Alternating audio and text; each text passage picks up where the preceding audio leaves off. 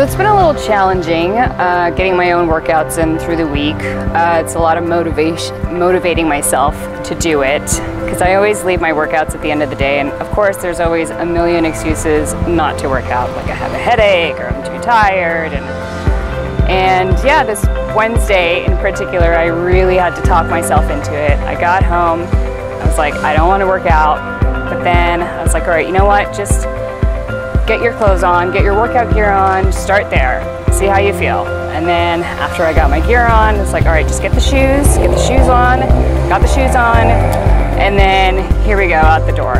If you really don't want to do it, just try it once, and then if you really don't want to do it, at least you tried. But then you get out there, and I ended up doing 5 sets of the Santa Monica stairs, and I ran in between. I got a full hour workout, and I felt amazing. So, baby steps, and just remember how good it feels after it's done. So for Diane's first workout today, we're going to be working out outside, and all we're going to be using is a loop resistance band, a regular resistance band with handles, and some dumbbells. Other than that, we're just going to be using benches and the ground and things around us, which will be a great way to show you that you don't necessarily have to have an expensive gym membership to work out. You can do it in a park, you can do it in your backyard, or wherever is accessible to you with just a little bit of equipment.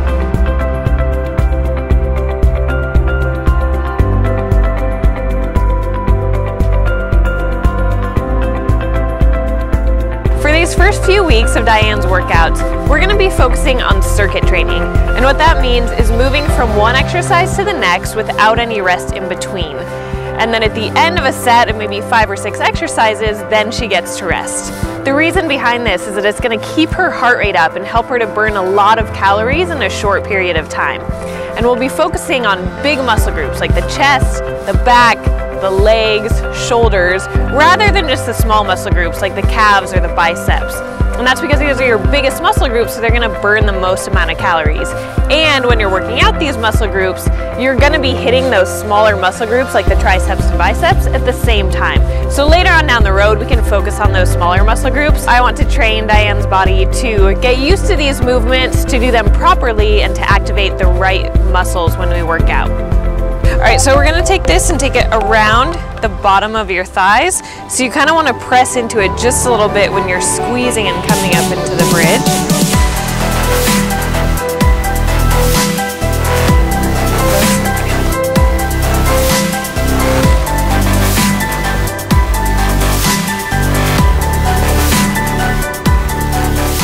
Elbows are underneath your shoulders, on your toes. Just gonna hold this position, squeeze your butt, squeeze your core.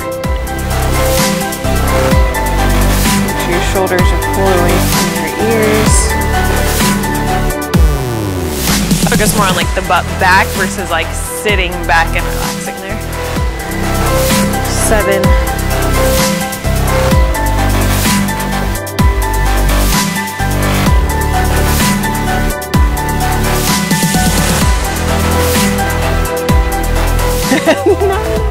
Not yet, I'll give you a break for that. Good, 1, core tight. Squeeze your shoulder blades together. We'll do 1 more. Almost there.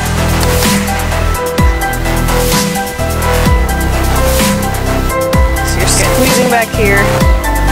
Here we go.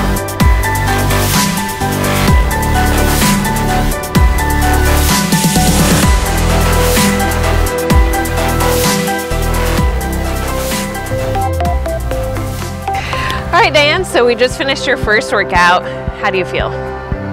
I feel great and exhausted, but mostly great. Okay, well that's good. Yeah. And a little exhaustion, that's to be expected. Yes. I'm also realizing how out of shape I am. So Holly and I talked about nutrition today and making that conscious decision of the types of foods you're putting into your body.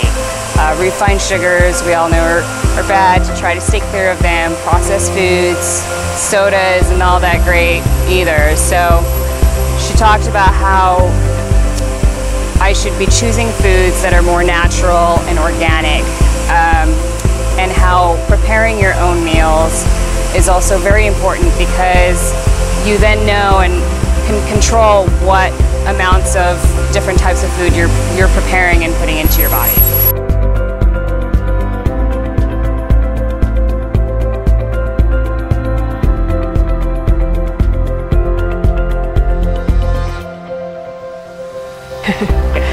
right, so I want you to track everything that you eat on this MyFitnessPal app, okay? So you can put in your breakfast, your snacks, your lunches, if you have mints, if you have juice, anything that you eat, put in here, because I want to see what you're eating, when you're eating it. I want to see your calorie amount. So go ahead and hit the diary button down there.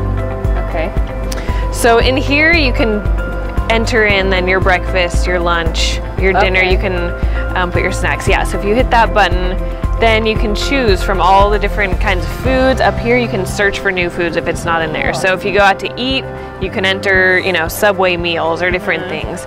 So you can find just about any food you need in there. If there's not an exact thing, then you can find something that's similar. Is this a barcode?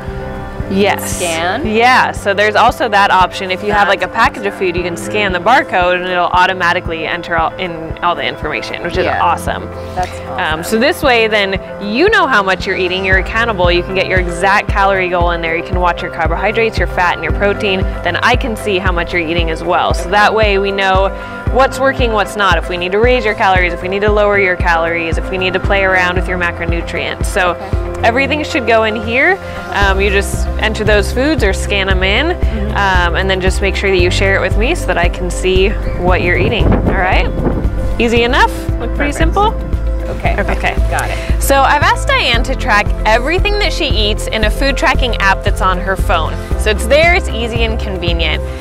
And this isn't necessarily a long-term lifestyle thing where I want her to track everything that she eats for the rest of her life, but it's a really helpful tool when you're first starting out for losing weight to figure out exactly what you're eating and to kind of face reality and see what types of food you're eating and then be able to make adjustments accordingly. A lot of times people are overeating or even undereating or just eating the wrong types and amounts of foods.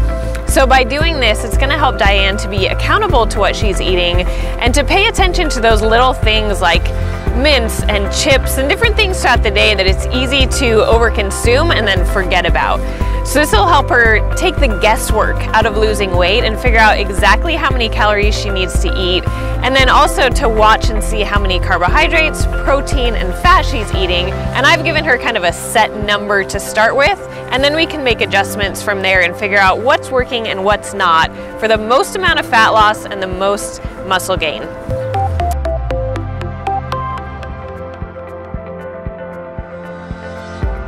Thanks for watching this week's episode of Diane's Challenge. Now it's time for some of the fun stuff for you, starting with a giveaway. We've partnered with MyFitnessPal to give away 1 year free of their premium membership, which is worth $50. And the premium option allows you for a lot more customization to get more out of the app than just the free option.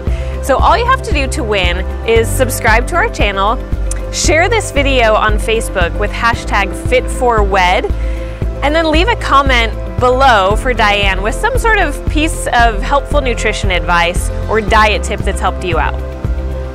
Also, we're offering our viewers 15% off on any purchase from ProSourceFit.com. All you have to do is use code FIT4WED at checkout. We'll also put it below in the description so you can refer back to it. Last, we want to leave you with a few tips that you can take from this week's episode to implement in your own weight loss journey this week. 1, start a food diary or journal. Track everything that you eat for 1 week, just to see what it is that you're really eating so you can see where you need to make adjustments. 2, if you're trying to lose weight, start by working out with circuit training and full body movements. Don't spend a lot of time on the little muscle groups that aren't going to burn as many calories, but focus on exercises that hit multiple muscle groups at once, just like the lunge to row that I had Diane do. It's definitely not enough though. So today's workout, we're gonna have to kick your butt a little bit. We gotta make up for some of that time. Okay. It's just not acceptable to be missing strength training workouts and cardio. Bottom, good. Slam it.